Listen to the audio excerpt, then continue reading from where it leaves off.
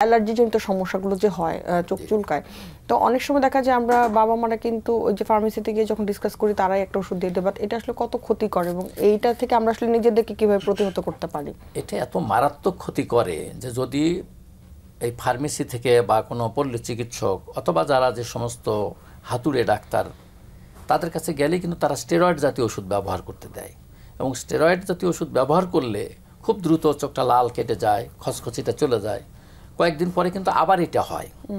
এইভাবে যখন আবার হয় তখন ওই ওষুধ দিয়েই আবার তারা ওই বাবা মা বা আত্মীয় স্বজন যারা প্যারেন্টস, তো তারা এটাকে আবার করে ওই ওষুধই ব্যবহার করলে এই দীর্ঘদিন ব্যবহার করার কারণে বেশিরভাগ রুগীরই কিন্তু বাচ্চাদের ক্ষেত্রে হোক, বেশিরভাগ ক্ষেত্রে বাচ্চাদেরই হয়, বড়দেরও হতে পারে।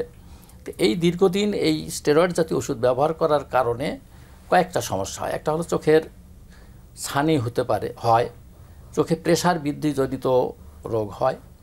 এছাড়াও ছত্রাক জাতীয় যেটা যে ফাঙ্গাল ইনফেকশনটারও একটা চান্স খুব বেশি থাকে, চোখে বারবার খালি ইনফেকশন হতে থাকে।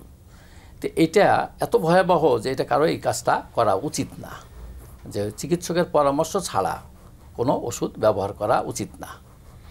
এটা খুবই গুরুত্বপূর্ণ একটি কথা। এবং সেই সাথে যদি আমরা স্যার এই ধরনের সমস্যাগুলো হয় সেক্ষেত্রে আমরা আসলে পরে কিভাবে তাকে চিকিৎসা দিই? সবসময় কি আমরা মেডিকেশন দিই বা মেডিকেশন ছাড়াও কি কোনো চিকিৎসা আছে কিনা? হ্যাঁ, এখন যদি ওষুধজনিত কারণে চোখে প্রেশার বৃদ্ধি ঘটে বা ছানি হয়, তো ছানি তো হলো, ছানির বেশিরভাগ ট্রিটমেন্টে হলো সার্জারি করে নিতে হবে, এটা মেডিসিনে কোনো ট্রিটমেন্টে ভালো হয় না। তবে প্রেশার কন্ট্রোল করতে গেলে চোখে যদি গ্লুকোমা হয় তখন করতে হবে যে ওষুধ, সব ধরনের ওষুধ বন্ধ করে দিতে হবে চোখের জন্য, বন্ধ করে দিয়ে চিকিৎসকের পরামর্শ মোতাবেক তখন যে সিচুয়েশান থাকবে সেই অনুযায়ী তার চিকিৎসক দিবেন। কিন্তু চিকিৎসকের পরামর্শ ছাড়া আসলে কোনো কিছু করা উচিত না।